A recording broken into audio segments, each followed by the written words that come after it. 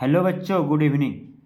आज हम जा रहे हैं केमिस्ट्री का क्लास 11th का चैप्टर पढ़ने, जिसका नाम है मोल कॉन्सेप्ट, हिंदी में मोल अवधारणा।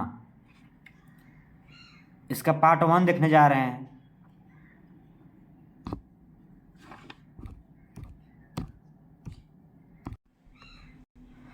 पार्ट 1 में देखेंगे। अब सबसे पहले देखेंगे इसमें इम्पोर्टेंस ऑफ केमिस्ट्री। क्या देखेंगे? Importance of chemistry. हमारे डेली लाइफ में केमिस्ट्री की क्या इम्पोर्टेंस है वो देखेंगे। दूसरा देखेंगे, इसमें मैटर देखेंगे, एलिमेंट देखेंगे, कंपाउंड देखेंगे, ये सब देखेंगे। देखते हैं आगे इसमें क्या क्या है, जो कि एक चैप्टर जो है कि बहुत इम्पोर्टेंट है बोर्ड्स ऑफ व्यू से भी, और जो नीट की तैयारी कर रहा होगा उसके लिए भी बहुत अच्छा इंपॉर्टेंट चैप्टर है। केमिस्ट्री का बेसिक यहीं से होता है क्लियर। आगे देखते हैं। पहला क्या है, बोले इम्पोर्टेंस ऑफ केमिस्ट्री। क्या है? इम्पोर्टेंस ऑफ केमिस्ट्री, यानी कि रसायन विज्ञान का क्या महत्व है। जैसे कि पहला क्या होता है, फर्टिलाइजर में उर्वरक, जैसे कि क्या, सोडियम फॉस्फेट। सोडियम फॉस्फेट जो है कि उर्वरक में होता है। दूसरा क्या है, फूड प्रिजर्वेटिव्स, जैसे खाद्य पदार्थ, इसमें क्या है, सोडियम बेंजोएट। अगला क्या है, सैनिटाइजर, यानी कि प्रक्षालिक कह सकते हैं, प्रक्षालिक यानी कि सैनिटाइजर। प्रोपेन टू ऑल जो है कि उपयोग होता है सैनिटाइजर के रूप में। अगला यूज होता है क्या चीज, मेडिसिन के रूप में, जिसमें क्या होता है, cisplatin and taxol in use in treatment of cancer. यानी कह सकते हैं कि सिस्प्लेटिन और टैक्सोल के कैंसर के इलाज में उपयोग होता है इसका। अगला है क्या चीज, ATZ, यानी कि azithromycin is use in treatment of AIDS. AIDS spelling छूट चुका है एक, एड्स, AIDS, एड्स। इसमें और एक छूट रहा है, उर्वरक में जो है फर्टिलाइजर में, इसमें भी होता है, यूरिया भी होता है, UREA, यूरिया भी होता है। इसमें यूरिया और अमोनियम सल्फेट छूट रहा था। फर्टिलाइजर में क्या क्या होता है, यूरिया और अमोनियम सल्फेट भी आता है फर्टिलाइजर में ही, जो कि क्या होता है, फार्मर के लिए बहुत इंपॉर्टेंट होता है फर्टिलाइजर, यानी कि उर्वरक। आगे देखते हैं नेक्स्ट क्या है इसे।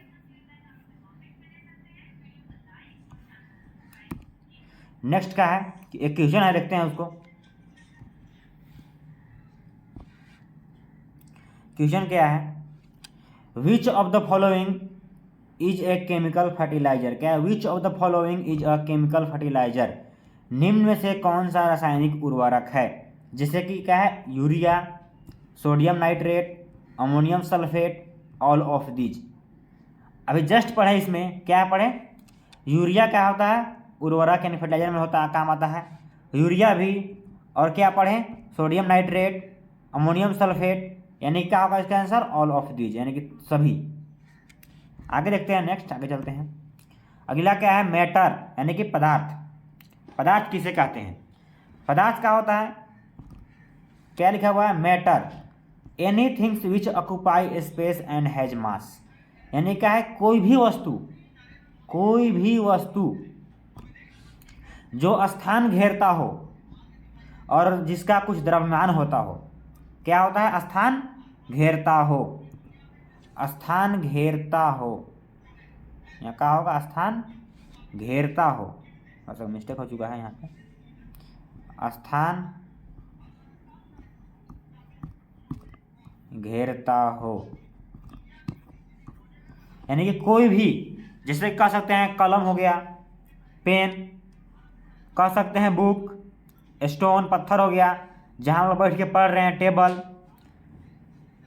रोज जितना भी डेली यूज है, जिसका क्या होगा, कुछ ना कुछ मास हो, या फिर कुछ ना कुछ मास हो, और क्या होगा, उसका कुछ स्थान घेरता हो, उसे क्या बोलेंगे, मैटर, यानी कोई भी, एनीथिंग। आगे देखते हैं क्या है, फिजिकल प्रॉपर्टीज ऑफ मैटर। क्या है, physical properties of matter, sorry, physical classification of matter. क्या होता है, पदार्थ का भौतिक वर्गीकरण। पदार्थ जो है कि भौतिक वर्गीकरण जो है क्या क्या क्या होता है, सॉलिड, लिक्विड एंड गैस। ठोस, द्रव और गैस में जो है कि 3 बांटा गया है, भौतिक गुण के आधार पर कर सकते हैं इसको। नेक्स्ट देखते हैं आगे हम, इसमें क्या है ठोस। ठोस किसे बोलते हैं? ठोस कहने का मतलब क्या हो गया, जैसे कोई भी वस्तु, जैसे कि मान लेते हैं ठोस एक ईंटा है, इसे क्या होता है शेप, साइज एंड क्या होता है वॉल्यूम, तीनों क्या होगा सेम। इसको कहीं पर भी रख दें इसका वॉल्यूम क्या होगा सेम, वॉल्यूम शेप साइज सब क्या होगा सेम। इसे क्या बोलेंगे सॉलिड यानी कि ठोस। ठोस कहने का मतलब क्या होगा आकार, आकृति और आयतन तीनों क्या होगा एक समान है, उसको कहीं पर भी ले जाए कोई परिवर्तन नहीं होगा। जिससे अगला क्या है लिक्विड यानी कि द्रव्य। इसमें क्या होता है, इसका जो है कि वॉल्यूम आयतन तो सेम होता है, जैसे 1 लीटर अगर यहाँ पे लिए कहीं और लेके गए तो वो हमेशा 1 लीटर ही रहेगा, ऐसा नहीं है कि 2 लीटर हो जाएगा। लेकिन आकार और आकृति में होता है परिवर्तन, क्योंकि अगर ये द्रव को हम अगर ये एक ग्लास में रखते हैं तो ग्लास का आकार ले लेगा, एक बोतल में रखते हैं तो क्या होगा बोतल का आकार ले लेगा, यानी क्या होगा इसका आकार और आकृति में परिवर्तन, लेकिन वॉल्यूम क्या होगा सेम, यानी कि आयतन में परिवर्तन नहीं होगा। और गैस में क्या होता है, गैस में जो है कि तीनों आकार, आकृति और आयतन तीनों में क्या होता है परिवर्तन। गैस में देखेंगे आप लोग सिलेंडर में जो गैस होता है उसमें क्या होता है वॉल्यूम में भी होता है परिवर्तन। अगर जब हम 1 लीटर के सिलेंडर में रखते हैं गैस 1 kg तो 1 लीटर में ही होता है, लेकिन उसी को अगर जो हम रख दिए 2 लीटर के सिलेंडर में तो पूरा 2 लीटर के सिलेंडर में ही फैल जाता है गैस, होता ही गैस। इसको अगर हम रख दें 10 लीटर के सिलेंडर में तो 10 लीटर के सिलेंडर में पूरा फैल जाता है, यानी क्या हो गया उसका आयतन भी हो रहा है परिवर्तन, यानी कि शेप साइज तो परिवर्तन हो ही रहा है, आयतन भी परिवर्तन हो रहा है गैस में। आगे देखते हैं, आगे क्या है difference between solid, liquid and gas, यानी कहने का मतलब क्या है ठोस, द्रव और गैस के बीच अंतर क्या क्या है देखते हैं। पहले देखते हैं ठोस और द्रव के बीच में, गैस आगे देखेंगे क्या कि जगह नहीं था इसकी वजह से। आगे देखते हैं क्या चीज़ ठोस यानी कि द्रव, ठोस और द्रव दोनों में अंतर, सॉलिड और लिक्विड के बीच से क्या है।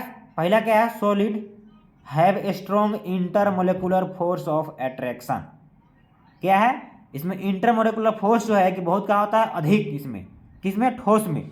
बट जो है लिक्विड में क्या होता है वीक इंटरमोलिकुलर फोर्स, इसमें क्या होता है वीक, ठोस से इसमें क्या होता है अपेक्षा कमजोर होता है, वीक होता है। बट यही देखेंगे अगर हम गैस में तो क्या होता है वेरी वीक, गैस में क्या होता है नहीं के बराबर इंटरमोलिकुलर फोर्स ऑफ अट्रैक्शन, यानी कि क्या कह सकते हैं सॉलिड में जो है यानी कि ठोस में जो है ठोस मजबूत अंतरान्विक बल रखता है, ठोस में क्या होता है मजबूत अंतरान्विक बल। बट यही जो है कि द्रव में क्या होता है अंतरान्विक आकर्षण बल जो है कि कमजोर होता है द्रव में। लेकिन यही जो देखते हैं गैस में अगर हम आते हैं तो क्या होता है बहुत कमजोर हो जाता है, बहुत कमजोर यानी कि नहीं के बराबर गैस में। नेक्स्ट देखते हैं अगला क्या है वेरी लेस इंटरमोलिकुलर स्पेस, यानी कह सकते हैं कि ठोस के जो है कि बीच में जो है कि नगण्य अंतरान्विक स्थान होता है। बट क्या इसमें क्या है लिक्विड में लार्ज इंटरमोलिकुलर स्पेस, यानी क्या कह सकते हैं द्रव के में जो है कि अंतरान्विक स्थान जो है कि अधिक होता है, अंतरान्विक स्थान क्या होता है अधिक, किसमें द्रव में। बट यही देखते हैं अगर हम गैस में तो गैस में क्या होता है बहुत अधिक होता है, अंतरान्विक अगर स्थान देखें तो क्या होता है गैस में बहुत अधिक। जैसे यहाँ दिख रहा है दो को जो है यहाँ पे दिख रहा है गैस के जो है कि 2 एटम के बीच क्या है बहुत दूर दूर जो है, यानी कि स्थान बहुत सारा इसमें दिख रहा है। बट यही हम देखें अगर जे सॉलिड में तो क्या होता है बहुत पास पास इसमें दिख रहा है, बहुत पास पास, इसमें क्या है स्थान नहीं है।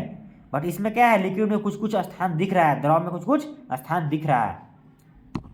नेक्स्ट देखते हैं अगला क्या है have different shape size and volume. Way just बताया कि ठोस में होता है यानी कि सॉलिड में होता है शेप साइज और वॉल्यूम क्या होता है डिफिनिट यानी कि निश्चित।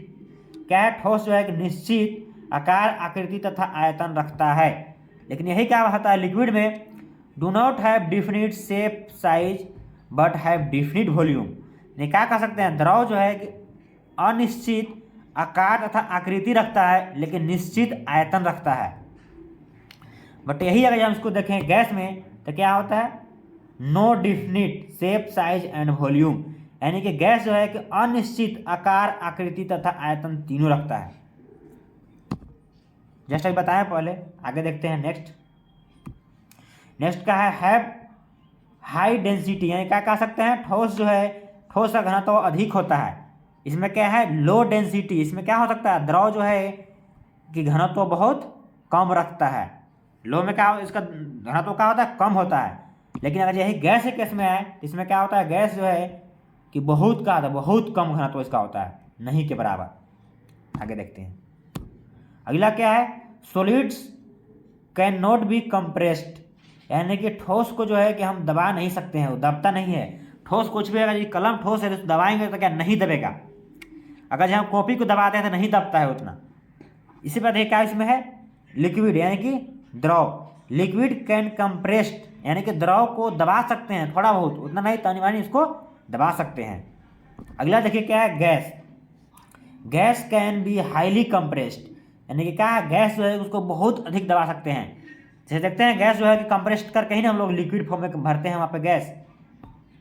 देखिए सबका फिगर यहाँ दिया हुआ है, सॉलिड लिक्विड गैस। सॉलिड में क्या होता है, जगह स्पेस जो है कि नहीं है तो ये नहीं दबेगा। लिक्विड में कुछ कुछ जगह है तो ये क्या है, थोड़ा बहुत दबेगा। लेकिन गैस में क्या है, बहुत सारा जगह है तो इसलिए ये पूरा दब सकता है, यानी कि हाईली कंप्रेस्ड हो सकता है। आगे चलते हैं नेक्स्ट। अगला क्या है, एक क्वेश्चन है, देखते हैं उसको। असर्शन रीजन के फॉर्म में, असर्शन में क्या बोलता है, solid have definite volume and shape, क्या कह रहा है कि ठोस में क्या है, ठोस में निश्चित आयतन और आकार, आयतन और आकार, ठोस में निश्चित आयतन, हाँ इसमें क्या होता है, ठोस में निश्चित आयतन और आकार रखता है, यहाँ मिस्टेक हो चुका है, आकार रखता है। अगला रीजन में क्या बोल रहा है कि in solid constituent particle are very close to each other and there is a not much freedom of movement, ये क्या कह रहा है, ठोस के घटक कण एक दूसरे से बहुत करीब होते हैं, क्या, ठोस के घटक कण एक दूसरे से बहुत करीब होते हैं और आंदोलन की अधिक स्वतंत्रता नहीं होती है। यानी क्या कह रहा है कि सॉलिड में बोल रहा है कि ठोस में निश्चित आयतन होता है और आकार भी होता है। कारण क्या है, इसमें अंतर जो है कि इसमें जगह जो है कि नहीं होता है, नहीं के बराबर, यानी कह सकते हैं कंस्टिट्यूएंट पार्टिकल क्या होता है, नज़दीक नज़दीक होता है। इसका कहने का मतलब यही है, यानी कहने का मतलब कह रहा है कि इसका जो है कि असर्शन जो है कि सही है और रीजन भी सही है, बट असर्शन का जो है कि रीजन जवाब भी दे रहा है। यानी कि इसमें देखते हैं ऑप्शन क्या है, पहला ऑप्शन है कि both assertion and reason are true, दोनों सही है, and reason is the correct explanation of the assertion, यानी क्या हो गया, सही है, क्या बताया, सही। नेक्स्ट का if assertion and reason both are true, दोनों सही है, बट इसमें क्या है, नोट इसमें लगा दिया, यानी कि गलती हो गया, क्या हो गया, ये गलत। सी में क्या है, दोनों जो है कि गलत बोल रहा है, ये भी गलत है। इसमें क्या बोल रहा है कि both assertion reason are false, ये भी गलत है। ठीक, यानी कि मेरा ऑप्शन ए सही हो गया। आगे नेक्स्ट देखते हैं अगला क्या है। आगे जो है कि मैटर को जो है कि फिर से कहते हैं, पहले हम पढ़े हैं कि फिजिकल क्लासिफिकेशन, यानी कि पदार्थ का भौतिक वर्गीकरण। अब पढ़ने जा रहे हैं पदार्थ का रासायनिक वर्गीकरण, केमिकल क्लासिफिकेशन ऑफ मैटर। जो है कि केमिकल क्लासिफिकेशन ऑफ मैटर, यानी कह सकते हैं कि on the basis of chemical classification matter जो है कि दो भागों में बांटा गया। पहला क्या है, प्योर सब्सटेंस, दूसरा क्या है, इम्प्योर, कह सकते हैं मिक्सचर। यानी कि प्योर सब्सटेंस इसका होता है हैव अ फिक्स कंपोजिशन, का निश्चित संघटक रखता है, उसे क्या बोलेंगे, प्योर सब्सटेंस। और मिक्सचर में क्या होता है, हैव अ वेरिएबल कंपोजिशन, यानी कि अनिश्चित संघटक रखता है। जैसे में प्योर सब्सटेंस में क्या क्या बोल सकते हैं, जैसे हो गया मेटल, मेटल धातु, ये क्या है, प्योर। नॉन मेटल कह सकते हैं, नॉन मेटल अधातु, ये भी क्या है, प्योर। बट इसमें क्या होता है, मड, ये क्या होता है, मिक्सचर। या फिर हम लोग मिक्सचर जो खाते हैं वो भी तो क्या है, मिक्सचर ही तो है, बादाम वादाम सब उसमें मिक्स रहता है, सब क्या है, मिक्सचर। नेक्स्ट देखते हैं आगे। अब अगला क्या है, एलिमेंट्स। एलिमेंट यानी कि जो है कि प्योर सब्सटेंस जो है उसको और आगे बांटेंगे तो क्या होगा, एलिमेंट, कंपाउंड, ये सब होता है प्योर सब्सटेंस में आता है। देखने जा रहे हैं एलिमेंट क्या होता है। जैसे कि एलिमेंट, एलिमेंट क्या होता है, element, each element has one types of atom in it, यानी क्या है, तत्व। प्रत्येक तत्व में क्या होता है, एक ही प्रकार के परमाणु होते हैं। जैसे हम मानते हैं सोडियम जो है कि सोडियम क्या होता है, सोडियम, सोडियम ये जो है कि सिर्फ ओनली एक ही प्रकार के एटम से मिलकर बना होता है, उसे क्या बोलते हैं, एलिमेंट। क्या हो गया, एलिमेंट। जैसे आगे जैसे हो गया पोटेशियम, तो ओनली पोटेशियम, पोटेशियम, पोटेशियम सब क्या होगा, एक ही प्रकार के एटम, ओनली पोटेशियम से मिलकर बना होगा, इसे क्या बोलेंगे, इसको एलिमेंट। नेक्स्ट देखते हैं आगे। अब अगला क्या आ गया, कंपाउंड।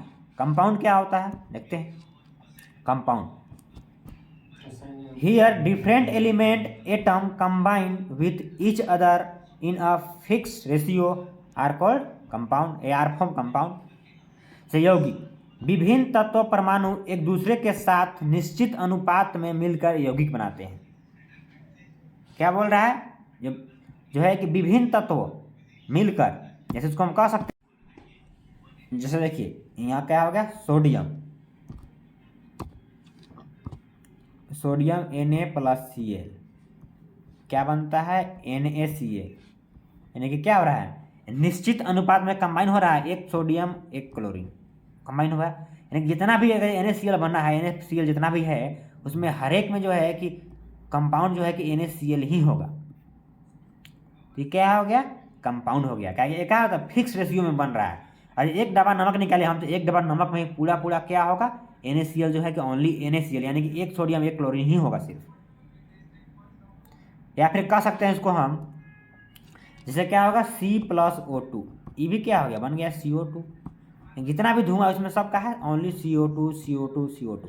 ये क्या हो गया, जब भी बन रहा था क्या हो रहा है, एक कार्बन दो ऑक्सीजन, एक कार्बन दो ऑक्सीजन, एक कार्बन दो ऑक्सीजन से बन रहा है सभी, यानी क्या है जो है कि एक फिक्स जो है कि रेशियो में कंबाइन हो रहा है, इसे क्या बोलेंगे, कंपाउंड, यौगिक, है ना। आगे देखते हैं ये क्या बोल रहा है कि एक क्वेश्चन है, देखते हैं उसको।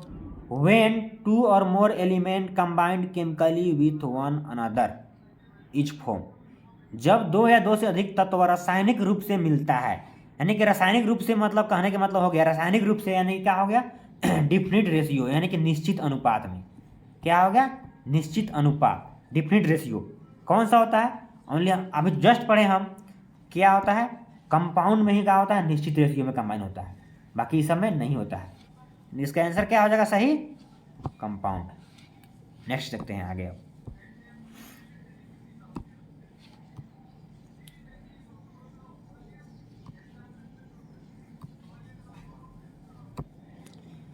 आगे क्या है, एटम। एटम देखते हैं क्या होता है।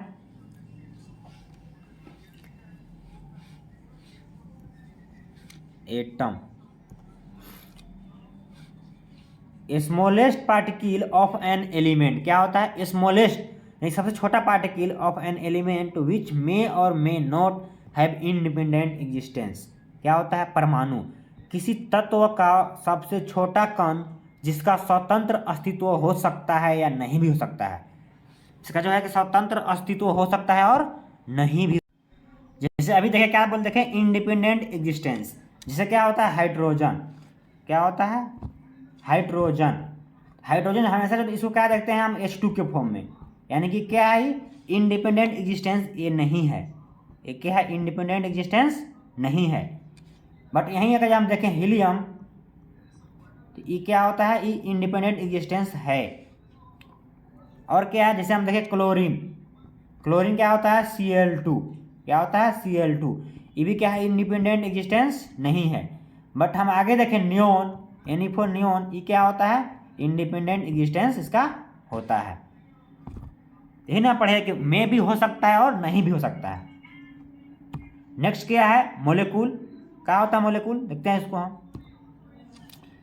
स्मॉलेस्ट पार्टिकल ऑफ एलिमेंट और compound which must have independent existence. इसका क्या होगा, अणु क्या होता है, अणु तत्व और यौगिक का सबसे छोटा कण जिसका स्वतंत्र अस्तित्व होता है।